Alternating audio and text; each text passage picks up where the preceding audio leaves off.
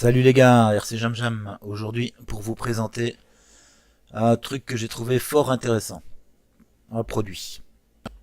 Vous savez tous que les LED qui éclairent très bien, comme celles qu'on voit sur la photo, en fait ce sont certaines marques que vous connaissez bien qui font ça, et moi j'ai toujours trouvé ça hors de prix, alors que je sais très bien que les LED au départ, à l'origine, ça coûte vraiment pas grand chose. Ça faisait déjà un petit moment que je cherchais sur internet pour trouver quelque chose qui ressemble à ce qu'on pourrait mettre sur le X-Max par exemple. Et je vais vous montrer comment j'ai trouvé. Vous allez sur internet, vous allez par exemple sur eBay.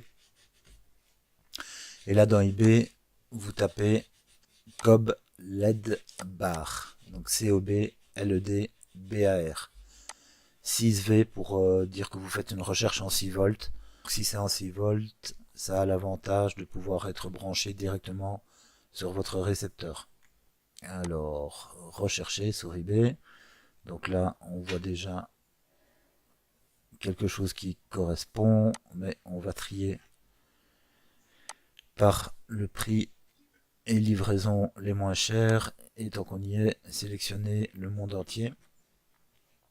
Et là, on voit qu'on a quelque chose qui correspond à 1,45 € en livraison gratuite. Alors je ne sais pas, moi, mais vous voyez ça à 1,45 €. 1,45 € à la place de 40 ou 50 € sur certaines marques.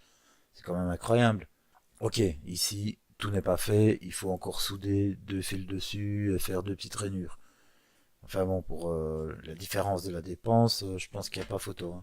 La taille, c'est 2 cm de large et 10 cm de long.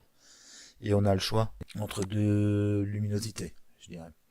Donc soit un éclairage plus jaune, soit un éclairage plus blanc. Donc moi, j'ai sélectionné le blanc, c'est celui que je préfère. Si on l'agrandit un petit peu, on peut voir, on peut distinguer ici les plots pour faire les soudures. De part et d'autre de la LED, il y a les deux pôles, positifs et négatifs, qui permettent de souder les fils.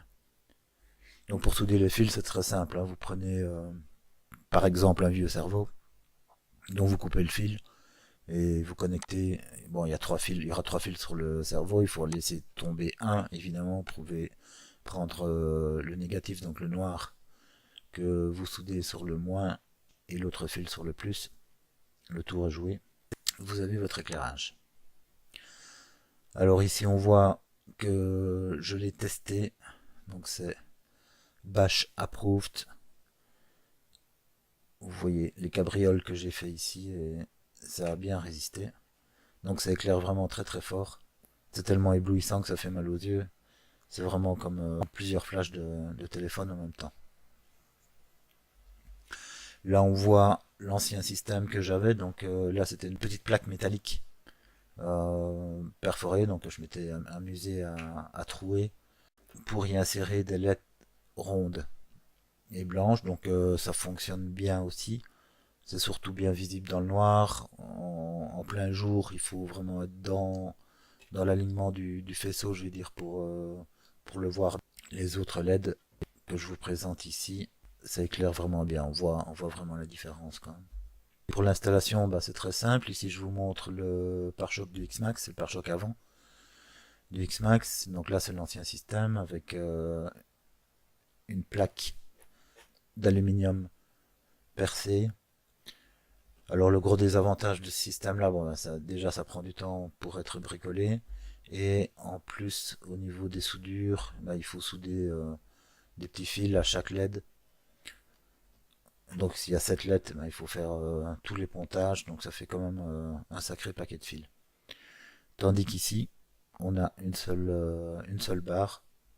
Donc comme vous voyez ici, c'est très simple de la souder et de faire une petite prise intermédiaire. Moi je fais toujours ça, comme ça quand on démonte l'avant du X-Max, il suffit d'enlever, de déconnecter la petite fiche, on ne doit pas ouvrir le récepteur. Et ainsi on peut séparer l'avant facilement. Là c'est de dos. Alors ici c'est l'envers, donc la vue intérieure du pare-choc du X-Max. On voit que d'origine il y a deux petits trous qui peuvent accueillir des vis de 3 x 8. Ah, donc la petite plaque là, il suffit de faire, comme on le voit, deux petits arrondis. Donc c'est dommage en fait qu'elle n'est pas un peu plus grande. Comme ça on aurait pu la percer pour avoir une meilleure prise.